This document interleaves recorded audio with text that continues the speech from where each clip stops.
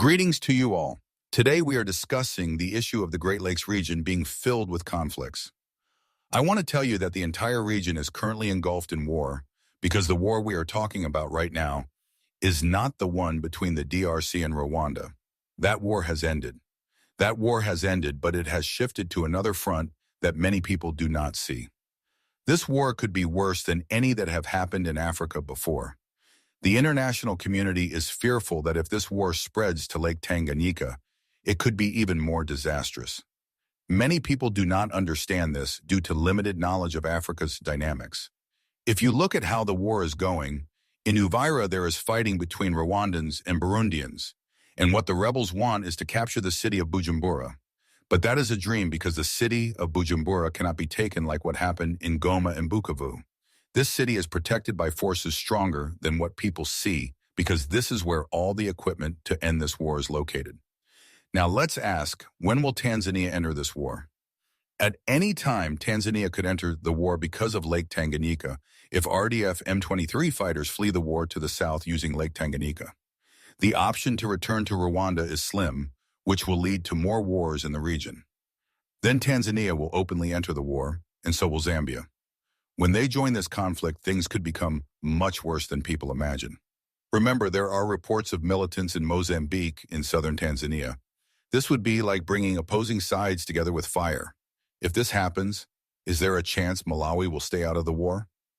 Very little chance. I don't see Tanzania entering the war and Uganda staying out. Inevitably, Uganda will join the war. Kenya will not stay out either because they already share war secrets happening in eastern Congo. If Trump says the war is over, people must understand what that means. That America has the main plan to end it by forcing RDF M23 partners to stop through sanctions or courts because America wants to exploit DRC's resources. America needs to implement this plan quickly. This will not delay because this plan has already been finalized between President Trump and Tshisekedi. Let's watch closely. Have a good day, our dear TV viewers. Bonjour à vous tous. Aujourd'hui, nous allons parler de la région des Grands Lacs qui est en crise. Je dis que toute la région est en feu. Parfois, lorsque nous regardons le conflit entre la RDC et le Rwanda, il est terminé, mais ce conflit s'est déplacé ailleurs où peu de gens s'intéressent. Ce conflit pourrait être pire que tout ce qui s'est passé auparavant en Afrique. Depuis le début du conflit à Uvira, il y a une tension entre les populations rwandaises et burundaises et les combattants cherchent à prendre la ville de Bujumbura. Mais c'est un rêve impossible, car Bujumbura ne peut pas être prise comme Goma ou Bukavu. Cette ville est contrôlée par des forces plus puissantes que celles que les combattants espèrent, car c'est là qu'ils s'approvisionnent pour alimenter le conflit. Maintenant, examinons. Quand est-ce que la Tanzanie interviendra dans ce conflit?